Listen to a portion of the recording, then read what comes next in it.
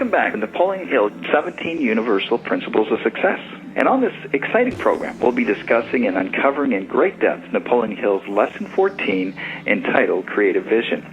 We have a power trio who really know and understand firsthand the power that comes with creative vision as outlined by Napoleon Hill. So before we enter this exciting session together, it's our great pleasure and honor of introducing our dynamic panel of guests. And they are, starting with Earlene Vining. Earlene Vining is the co-founder of Executive Development Systems.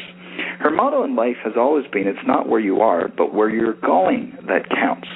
As a result, she has enjoyed an extensive and remarkable career in sales and management, received a presidential appointment, has become an economic advisor to the governor of Louisiana, has had her own talk show, and in the past has shared frequent appearances on the platform with the late and great Art Linkletter, Norman Vincent Peale, Ed Foreman, and Zig Ziglar. Napoleon Hill has had a profound influence on Earlene's life through his book Think and Grow Rich, and as a result, it propelled her to a higher level of thinking, which attracted exciting opportunities that stimulated her to dream big and to make those dreams a reality. And joining Earlene is Dan Burris. And Dan has founded and managed 6 businesses, 3 which were national leaders in the first year. He's considered one of the world's leading technology forecasters and innovation experts, and is a strategic advisor to executives of many of the Fortune 500 companies. He is the author of 6 books, including the New York Times bestseller Flash Foresight, and has over 4 million reading his blogs. The New York Times has referred to him as one of the top 3 business gurus, and as a result is in the highest demand as a speaker. Very much like Napoleon Hill, Dan is an expert researcher, student, and leading communicator on the topic of creative vision. And as he looks back at Napoleon Hill's work, he cannot but observe the amazing similarities. Thus, they say the same things, yet with different words and stories. And thirdly, and equally, is Ford Sakes, who is the president and CEO of Prime Concepts Group, an integrated marketing service firm. Ford specializes in helping businesses find, attract, and keep their customers.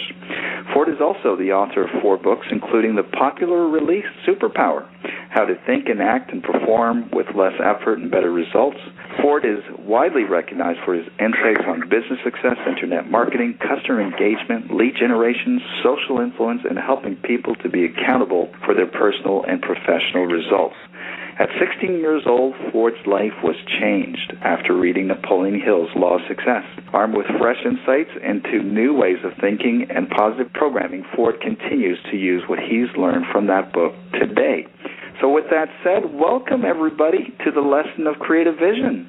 Thank you, Phil. Yes, my pleasure. Yeah, glad to be here. Great to have all of you here on this panel. Well, perhaps we can just start by getting an understanding of what creative vision is in terms of your own words and explanation and understanding. And since it's ladies first, perhaps, Earlene, we can start with you. How does that sound? How polite of you. Always a gentleman, Phil. To me, creative vision started with me as a little girl and dreaming about store-bought dresses and enjoying setting goals. And while I was very much physically in the cotton fields, I was never there mentally. And what I mean by that is God gave me an incredible gift to dream big dreams and to allow myself to have those dreams and then cultivate them into actual goals. And in the pursuit of those, I continue to grow and appreciate and read from authors like Napoleon Hill. And I guess what I most appreciate about this book and about his vision is that he, too, just like Earlene Vining, was born into poverty in 1883, and he never allowed himself to stay in that element. He, of course, achieved many successes, became an attorney and then a journalist. He was an advisor to Andrew Carnegie and Franklin Roosevelt. Who would have thought it? So again, it goes back and links into my lesson. It's not so important where you've been, but it's where you're going that counts. And our incredible creative imagination and vision takes us from where we are to actually where we want to go. Excellent insight. Daniel, can you give us your understanding of creative vision and how it's shown up in your life? Well, first of all, the other two people that I'm with, I know them both personally, and I can say, wow, they are extremely creative and talented, so it's a pleasure to be with this great panel. And just off the story that I just heard, you remind me of something I hadn't thought of in a long time, and that is when I was a really little kid, young kid, I was visiting a great-grandfather just before he actually passed away. He was almost 100 years old, and I remember as this little kid, I was very impressed because my great-grandfather was a drummer boy in the Civil War. And it was so amazing to me as a little kid to actually be talking to somebody who was alive during the Civil War, because, of course, I've seen Civil War movies and so on. And what it made me think to myself is, first of all, when I'm someday in my late 90s or almost 100 years old, and some little kid comes up to talk to me, what kind of things will I be able to share? And from that point on, I really started always thinking about the future and always putting myself and projecting myself in the future. And, for example, instead of trying to make others proud of me, all I really tried to do is make me proud of me. And I used that kind of as a litmus test as to when I wasn't sure whether I should do something or not. I would just ask myself, well, would this make me proud of me as I age? And if the answer is yes, it was the right way to go. And I know when I left teaching to start my first company, I applied that principle. I asked myself, if I'm in my late 90s and I don't start this company, what will I feel? And of course, we all have fears, but the fear of failure for me wasn't as big as the fear of regret of not trying. So I was always looking at that future. I want to end up, and I aspire still to be an interesting old guy when I get to that phase, so that if I ever do talk to some young whippersnapper, I'll have something good to say. That means I need to be doing the kinds of things that will build that kind of person throughout my entire life. So I've kind of been future-oriented for a long time, and I find the writings of Napoleon to be very much in line with my thinking I've had all my life. And by the way, one other thing, I heard about Ford on this call, and I didn't know that he had read Napoleon Hill at 16. Wow, I wish I had read Napoleon at 16. Holy cow, I could have saved myself a lot of time. I am new to reading Napoleon Hill. Actually, I just started for the first time looking at Napoleon Hill and looking at this particular chapter, and I found, wow, I love the writing. We have very similar thoughts, and now I've become a fan. I got to read the rest of it. So I'm envious of Ford having done it at 16. Well, to piggyback on that, Dan, I will say that reading it at 16 and being able to apply the concepts are two very different strategies.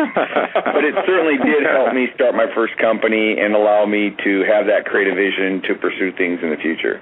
Yeah. Well, Ford, you are one of the great creative thinkers, and I know that as a fact because I've been around you. Talk to me a little bit about, and the rest of us, about how you use creative vision. Well, as an entrepreneur my whole life, I've always been rewarded by solving problems. And in order to solve the problems, you have to, as you would say, put yourself into the future and look at the problem from a lot of different perspectives.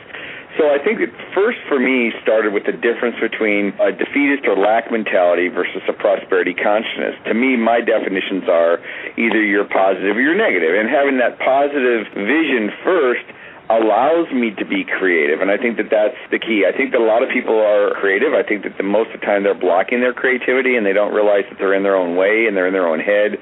And so I worked very hard, and I continue to do that even now, to look at how do I remove the things that are causing the clutter so that I can allow my brain to really be creative, and more importantly, to write it down. And that's a concept from Napoleon Hill also, is write down and journal your ideas. And I think that that's really what sums it up for me. I use creativity in everything I do, in every client call. It all comes down to the questions I ask. And I think that we all on this call have become masters at identifying what questions to ask that other people just aren't asking. And then everybody thinks that, oh, you're brilliant. But no, we're just really good at asking great questions, and we get better answers. So instead of saying, why doesn't that work, I'll say, well, what do we need to do to make that work? And then that, of course, opens up the creative vision for other people, too. I'd love to comment on positive creativity, and making room for that is so important. So many people today in my circle of friends and business associates have so much baggage that they're still hanging on to, maybe from a childhood experience or maybe a recent one with a conflict family-wise or whatever. And I simply have a whole day seminar on that, and I call it getting rid of the baggage. And if we would just do that on a daily basis through any kind of technique, it could be a physical separation, or by that I mean throwing away a rock-sized boulder or a pebble or whatever level of baggage you're carrying around. It's heavy, and it's taking up room just like your closet. Let's just use the example of your garage as your mind in this particular relevant.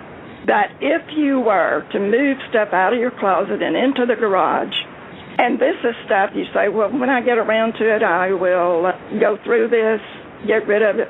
But so often we don't, and it just takes up room in our garage. Well, negativity does the same thing.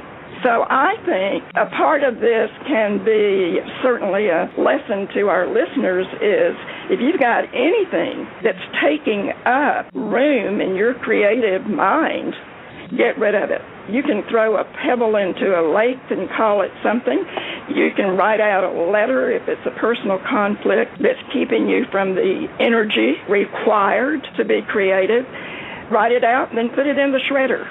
There are all kinds of different methods for getting rid of that baggage, but I absolutely think it's key to making room to have positive creativity. I liked what Ford was talking about when he was talking about questions, too, because I think if you ask better questions, you get better answers. Mm-hmm. And to put another layer on that, I think that one of the best ways of helping people to learn is to have a question pull the answer out of them rather than you provide the answer. So to give you an example, there was a neighbor kid, and he was crying, and I went over and asked him why he was crying, and he looked up with these big tears in his eyes, and he said his dog had died. And, of course, anyone who's ever had a pet knows that in this case, the dog was a part of the family. He knew it all of his life, and now the dog had died. So he looked up at me with these big tears, and he said, Mr. Burris, do you think there are dogs in heaven? And I responded by saying, would heaven be heaven without dogs? And he started feeling better. He stopped crying and said, yeah, okay, good. And he was fine. And I didn't say, well, do you believe in God? I didn't say, are you Catholic or Protestant or Jew? See, he already knew the answer. I think most of us know the answer. And if we can provide good questions for ourselves or for others, we can pull the answer out. And that's part of creativity. I think there is three elements that are interesting to think about. One is discovery, second one is invention, third one is creation. So discovery is kind of the lowest level. For example, nobody invented fire, but they discovered that you could put some meat on some fire and it tasted better when you ate it. There is something called found art. People will find driftwood and sell it as art. Well, again, that's discovery. So discovery is an element of creativity, but it's perhaps a lower level. A mid-level of creativity I would call invention. For example, when the light bulb was invented, we didn't need new physics. And if Bell wouldn't have done it, somebody else would have, because the physics was there to do it.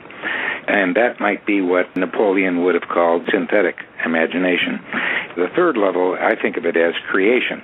And I think Napoleon called that creative imagination. But creation, to me, is the highest level because that is like Beethoven's Fifth Symphony. Even though there are only so many keys on a piano, it took Beethoven to play the fifth, or for someone to write Othello.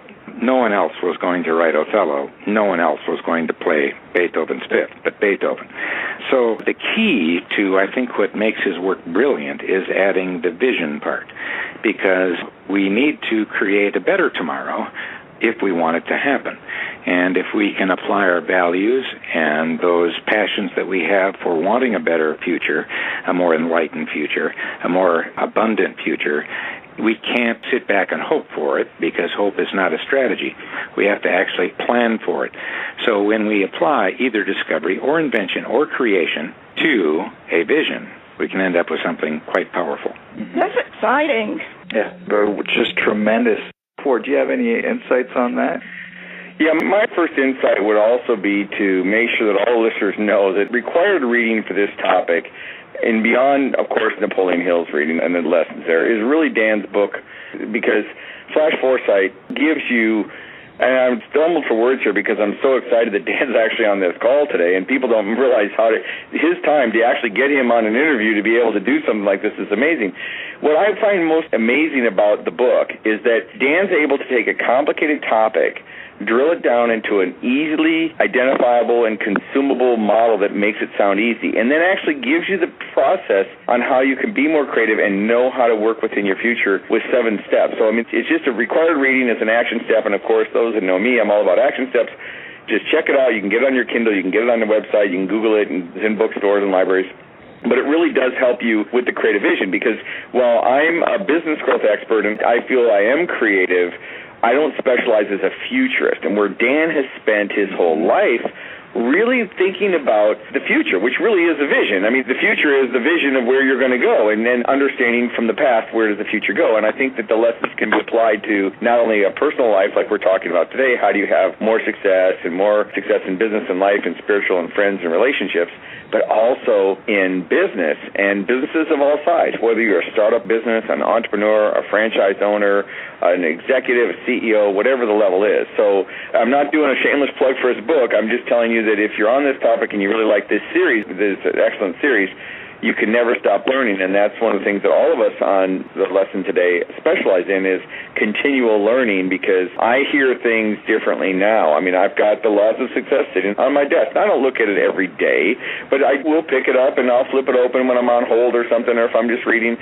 or if I'm taking my quiet time, and I'll read a few chapters or a few pages in a chapter, and it really helps me have that positive vision. So to wrap up my little blurb here, what I'm saying is, you get contaminated during the day with the news and society and all the other inputs that you get. Take the time to go through this series. Take the time to re-listen to this. Take the time to get out those books that are sitting on your shelf and dust them off, and read 200, 400 words. It'll transform your life. Readers are leaders, right? Beautifully said, Ford, and thanks for that input, Earlene. What are some of the things that you've done in the quest to achieve your definite purpose that has ignited that creative vision in you? I think mine started with the acquaintances I had and the associations that I had with people who were enjoying more out of life.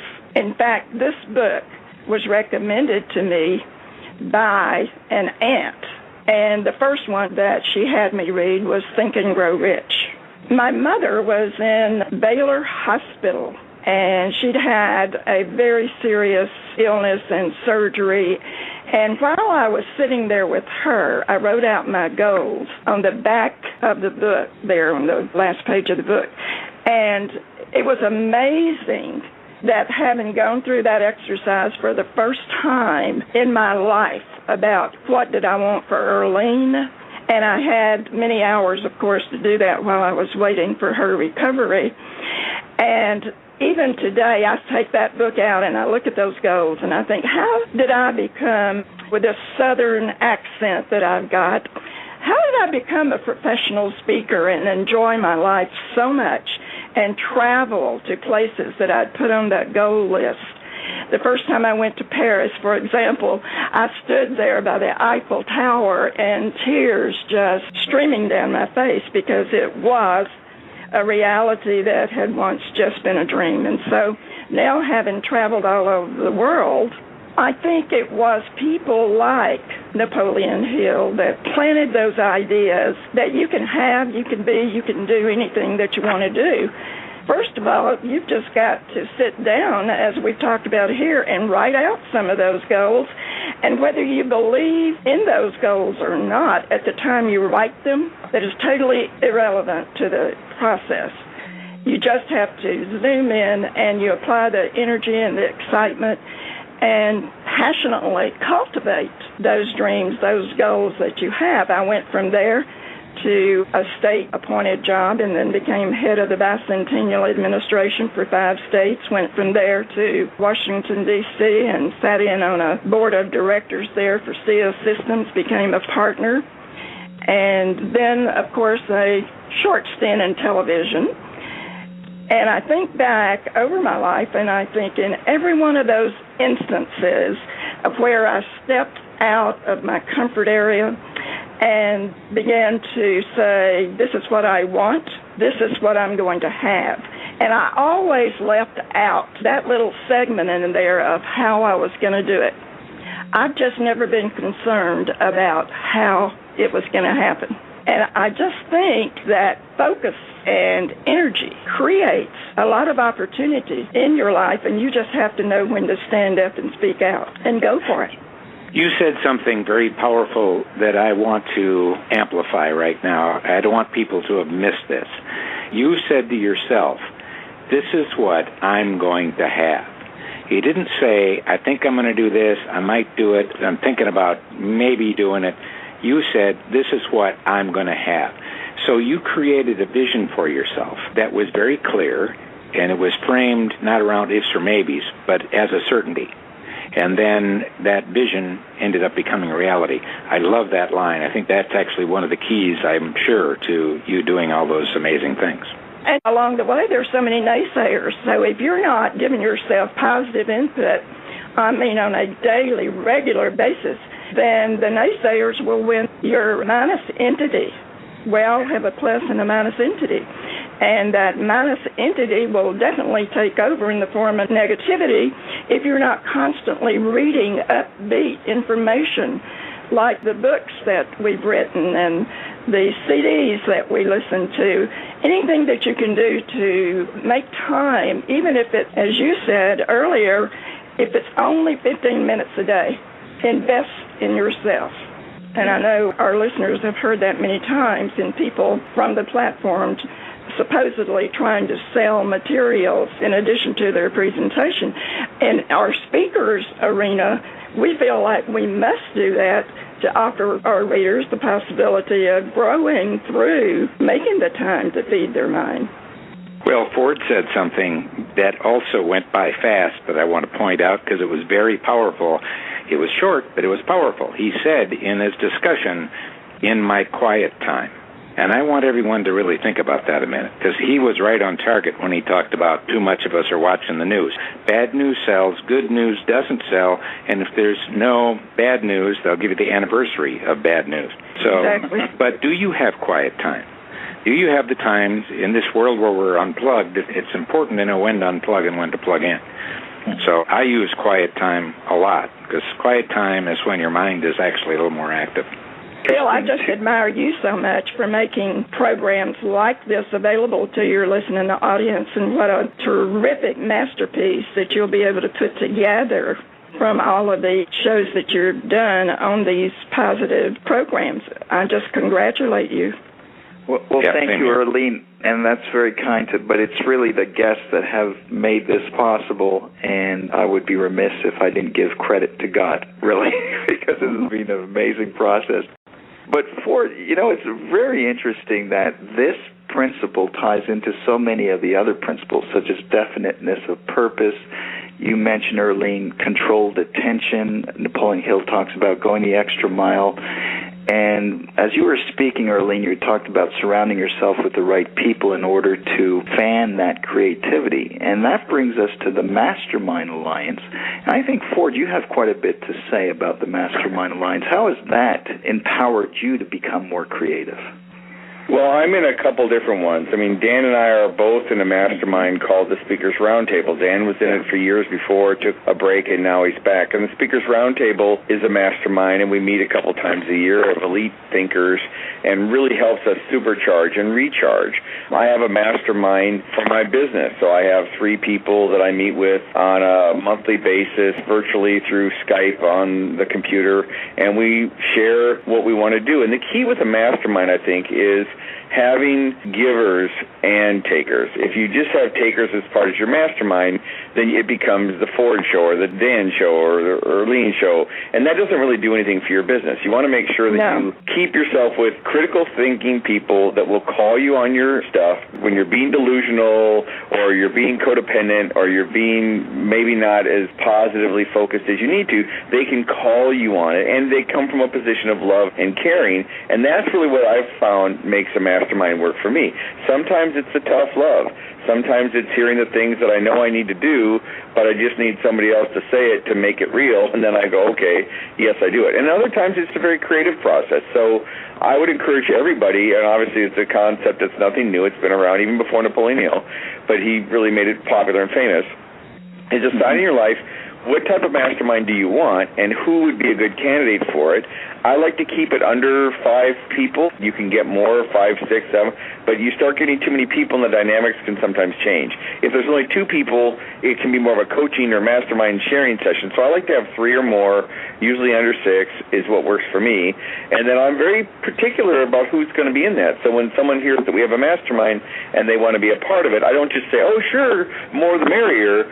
I'm more apt to really look at the type of person and what they will bring. And I don't care if they agree with me. Personally, sometimes having a person in your mastermind that doesn't agree with you is a good thing because they challenge your thinking. So I think it's a great thing for everybody to do. It's a great action step. And I would encourage everybody, if they're in one, to review who's in it and decide if it's correct. And then if it's not, make some changes. One of my most important mastermind groups, I have a family one and a business mastermind group. And I have 3 children, Brian, Tammy, and Randy. And I've given them permission to keep me grounded because I've tried very hard as a single mom to give them the stability in their life that they needed. And so, I missed a few events in their life that I was sorry to miss, but it was necessary. So I've given them permission. Once a month we meet and we just have a very open discussion about, have I done anything or have I not done something that would support you and what your interests are and in your goals? And they just are very open and they tell it like it is. And that's why I enjoy that mastermind group session with them, is because I always, one of the most important jobs as a mom is to be the best mom that I can be. And they let me know when I get a little too egotistical, for example. They listen to a lot of my material. They travel with me quite often. And they're always quick to say, Mom, that was just a little bit of a pompous statement that you made. So I really need them to keep me grounded. And actually, I enjoy that mastermind session actually more than my business ones. Fascinating. We have a whole program on the mastermind group, and you can go back and refer to that with Don Hudson, Joe Dudley, and Joe Condrill. So that was certainly a fascinating lesson. What are some of the other things, Dan, that someone can do? If someone says, I'm not really creative, you're a futurist. What is it that allows you to see things that other people don't see? What's your statement? Well, it is about your making... magic. Yeah. Well, it is about... Get your checkbook out. Magical thing. Yeah, exactly. It is about making the invisible visible. And one of the ways of making the invisible solution to your problem, or that invisible opportunity to become visible, is, first of all, to suspend judgment. Because we're too quick to judge based on our experience, and that can keep the invisible to us. So to be creative, you've got to suspend judgment. Not easy to do, but it's powerful. Secondly, you've got to get your ego out of it. Whatever you do, when you can take your ego out of it and you put something, a higher force into it, something bigger than you and better than you, more than you, then, of course, you're going to be more towards the creative imagination and the creative visioning end. The other thing is when people, again, the naysayers you talked about a little while ago, I always used, when my parents were alive, I used them as a litmus test. The crazier they thought my ideas were, the better I knew they were.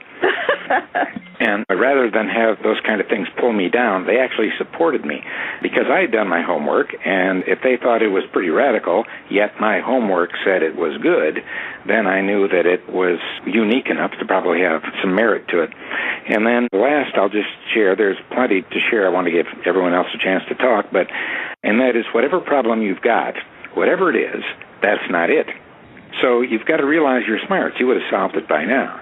So what you want to do is you want to take your biggest problem and you want to skip it. You want to get it out of the way so that you can either find what the real problem is so that you can solve it, or you can indeed completely skip it. A very quick business example I'll just give of the skip it principle, since it is very powerful in creative problem solving and making the invisible visible. I'll give you a corporate example and then a very quick personal example.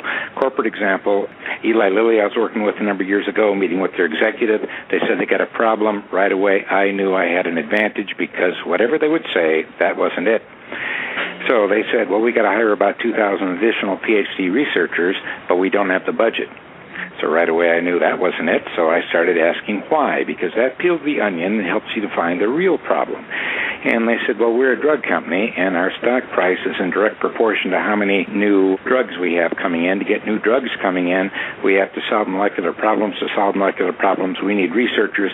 We figure we need at least 2,000 more researchers because our stock price is down. So then I implied my principle. I said, well, let's skip that then. Why don't you take all of your molecular problems, put them on the internet in a dozen languages, and say, we pay for solutions? Well, they did that, and they ended up with thousands and thousands of PhD researchers all over the world submitting solutions to their problems, and all they had to do was pick the ones that they wanted and paid for those. They were so successful that other companies started copying it. So, the problem wasn't we need to hire 2,000. The problem was we have molecular problems to solve. There's other ways of doing it. I had a woman that heard me say that in a speech once, and she said, I got a problem I can't skip. And I said, well, what is that? She said, I've been diagnosed with terminal cancer. It's rapidly growing. I've got less than a year to live. Radiation won't work. Chemo won't work. Nothing will work. I'm actually at this conference to say goodbye to my friends. They just don't know it. And I can't sleep at night. I don't want to die. Hey, how can I skip that? And what I said is, well, why don't you skip thinking about dying till you're dead and start thinking about living while you're alive? Now, even though that was very simple, about a month later I got an email from her. She was with her sister in Europe and said, thank you. By the way, I used another principle, and that is opposites work better. The opposites of dying is living. So if you want to be creative, take the concept, flip it backwards, look at the opposite, and it's amazing what you'll see. Well, you've been too humble for it, because in reading your book, Superpower, you used a lot of creativity and creative vision. And one of the stories I love about that was when you went to a trade show that was sold out. Could you give us a little insight into that story and how creative vision played a part in that?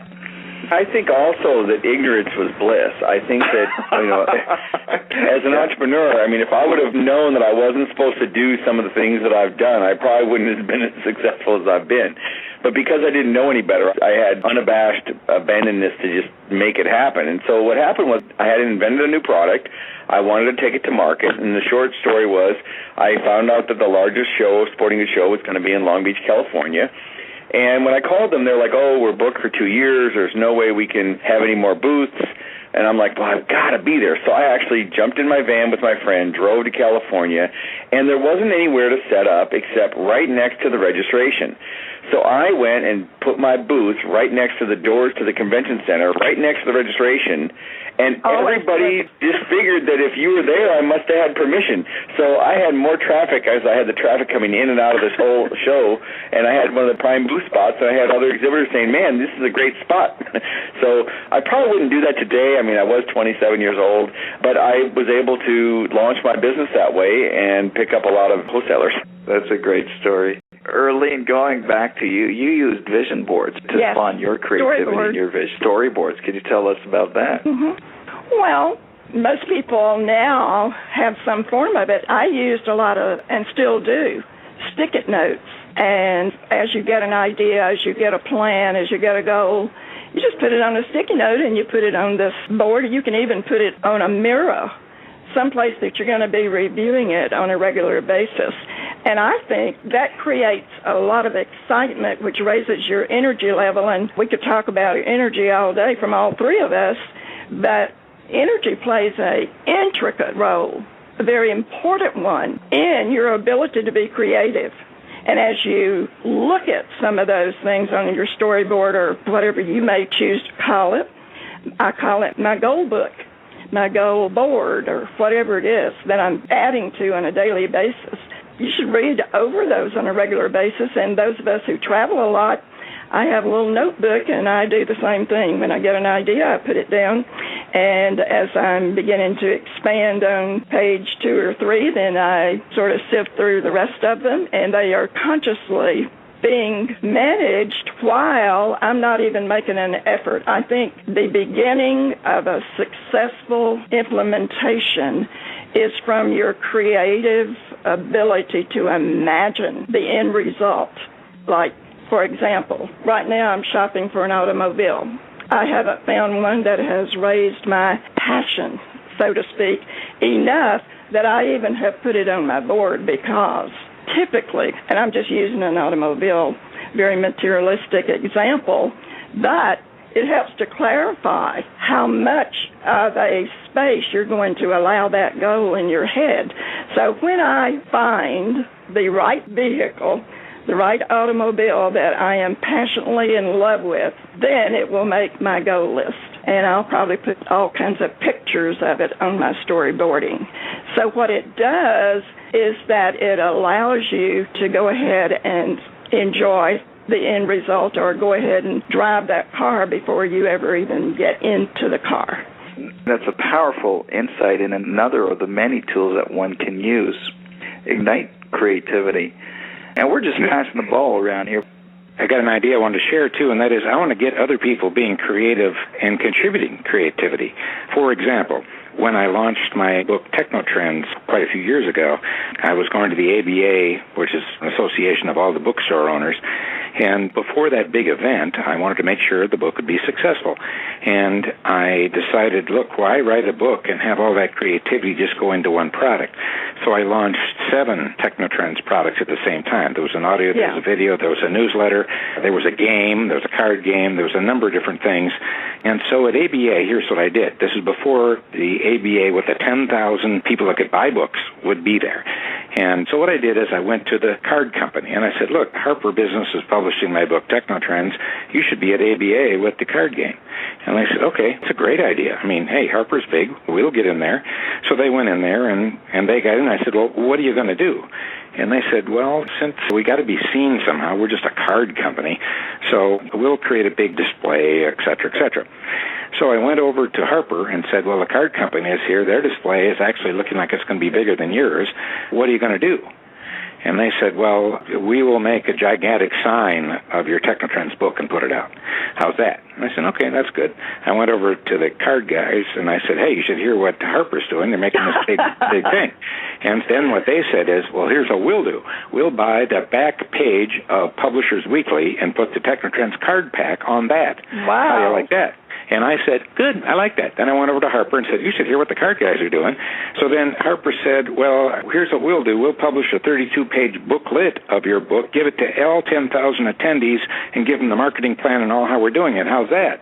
And I said, great. I went back to the card guys, and the card guys said, whoa, well, here's what we'll do. We'll make the biggest banner everyone's ever seen going from the top of this convention center all the way down showing the card pack. You get the idea. I got them all creative together to elevate what I was trying to do. By the way, did I do anything bad? No. They made more money. I made more money. Everybody made more money because it was all about creating abundance, but it was about getting them to be creative as well. Marketing genius.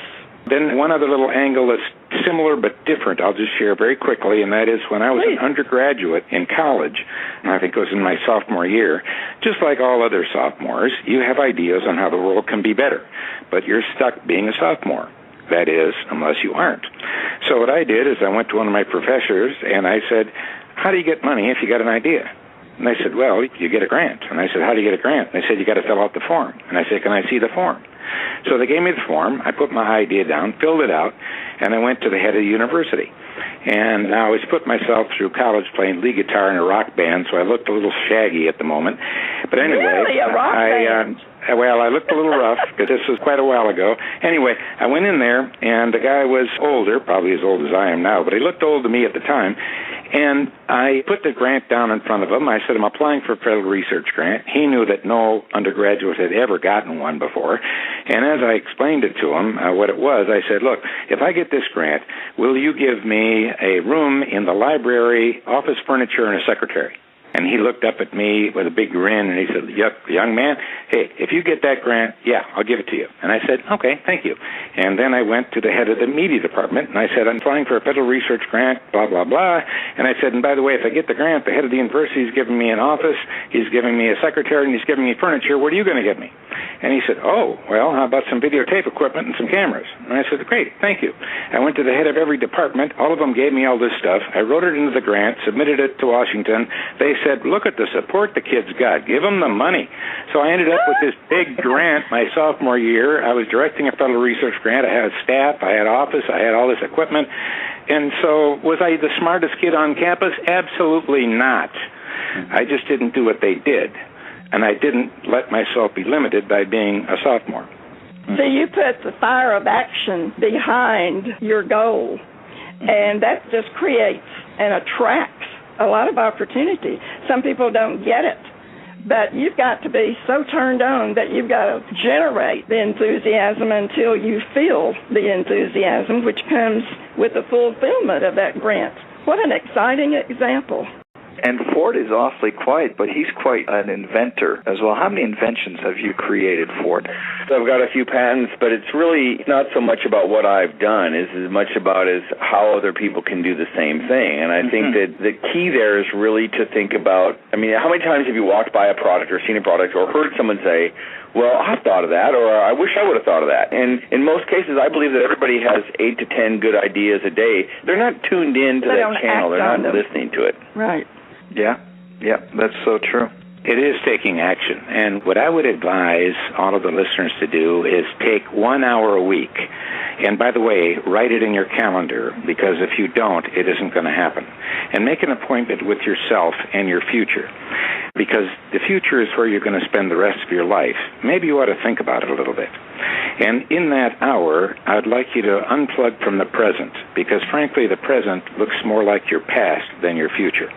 And what I would like you to do in that hour is ask yourself, what do I know? What am I certain about? Instead of what don't I know and what am I uncertain about. Ask yourself, what can I do? Instead of have the big list in front of you of all the things you can't do. And you'll start finding that hour to be a real hour of power and help you to see that future and move forward faster than you would have before.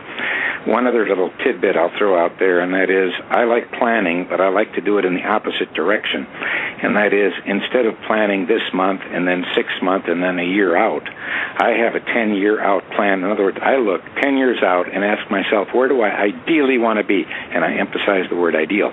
Where do I ideally want to be? And then I build a path backwards towards the present, getting more vague as I get towards the present. Why? Well, I already know where I'm going. Now I've got the direction set. Who cares what this month is? I know where I'm heading. So I found that to be a very powerful way of envisioning the future and accomplishing something that is very close to ideal. And that's something that one would call mind mapping. It's a type of mind mapping, sure. It's a type of mind mapping. Well, it's been just a tremendous session of jewels of insight that we can take away. Can we do this again, Bill? What's that? Can we do this again? Oh, absolutely. Well, we could be here all day, can't we? And absolutely. One of the things that Dan said, pointing to creative vision, is that it spawns or ignites initiative, which is another principle. But Napoleon Hill said it well when he said creative vision is the power which inspires the development of personal initiative. And that's how he ends the chapter on the keys to success. Well, for those that want to learn more about you, your products, your service, and gain greater insights into your expertise, where can they find you? And we'll ask that to each one of you. And could you just leave us one takeaway? If there's one thing that you'd want our listeners to take away with as a result of listening to this audio, what would it be? And Earlene, perhaps we can start with you. I believe that before you can enjoy any level of success, you've got to get to the point where you really love and respect yourself. Because once you develop that level of deserve, then and only then do you think that it's okay for you to have the best of the best or to enjoy that wonderful relationship. So until you get your own deserve level up, not much is going to happen because you're not going to attract the opportunity there to enjoy laughing, loving, and living in your life. So I just wish all of our listeners the very best. I've enjoyed visiting with you, Dan, and with Ford today. And, of course, as always, our terrific host. Well, thank you so much, Earlene. And where can we find out more about your products, your service, and events? Well, my business partner, Ed Foreman, and I have a company called Executive Development Systems, and through that, we've enjoyed teaching a seminar that is entitled The Successful Life Course. And we've done that session. It's a 3-day seminar all over the world. And if you go to Earlene at edforeman.com. Right, and we can find out more about you in this program by visiting edforeman.com. Would that be correct, Earlene? Okay. Yes. Well, thank you for being on our program. It's just been a real treat having you on. Ford, can you give us that one takeaway as well as where we can find out more about you? My biggest takeaway would be look at your life right now and where you are and realize that the decisions you've done and the actions you've taken have worked perfectly to get you to where you are. So if you're not where you want to be in your life, and I'm speaking just as much to myself as anybody else right now, then you have to look at the decisions you've made and the things you've done and the way you fed your mind. And I would think it starts with feeding your mind. If you're not where you want to go because of your beliefs, then maybe you need to get new beliefs that are going to serve you. And if the beliefs you have right now aren't serving you because you're not getting the results, that's a perfect time to look at the teachings of Napoleon Hill, to look at the books by Dan Burris, to look at the things and to decide what are you going to do different. Now, as far as how to find me, it's pretty easy. I'm one of the top internet marketers on the planet. You can Google my name, Ford Saeks, S-A-E-K-S, or spell it wrong, you'll still get to me. My website is primeconcepts.com. You can visit me at primeconcepts.com. That's great. Thanks, Ford. You're always so generous with your contributions. Appreciate you having you on the program. Dan, take us home. What I would like all of us to do is to think big. Think big about yourself and your future, and then realize you just thought small. Because there's a bigger big, and you'll never get to the bigger big if you can't see it. So one way to find the bigger big is to think big and realize you thought small. You got to think bigger. You know, and I think too, when I was thinking big when I was 20 years old, and I look back now, I realized, boy, was I thinking small. What does that mean? Well, I must be thinking small now. So I never do anything without rethinking big about my big thoughts. Try that. You'll find it works good. To find out more about me, you can go to Burris, BURRUS.com. But if you'd like something that's a pretty cool little tool, you could take it out to your cell phone and you could send a text message to the number 99000. So that's text 99000, and then you put in for the message just my name with no space, Dan, D-A-N, B-U-R-R-U-S, and then just hit send. What you'll get back is an app. And the app will work on any smartphone, and it will give you access to my blogs and my tweets and my videos and all kinds of stuff. And I have a newsletter, Technotrends newsletter, I've been selling for the last 29 years. You can get a 4-month free trial subscription there as well. So 99000, text that to Dan Burris, no space, and you'll get yourself a little app that I think you'll like. Oh, wonderful. Well, thank you, Dan and Earlene and Ford. It's just been an enriching session. And to wrap it up, may we just leave you with a quote by Napoleon Hill, which says, "Whatever the mind of man can conceive and believe, it can achieve." So let's apply that creative vision and stay tuned for the next lesson that will be on with Maintenance of Sound Health with Art Holtz, Kate Larson, and Kathleen Passanisi. God bless you all.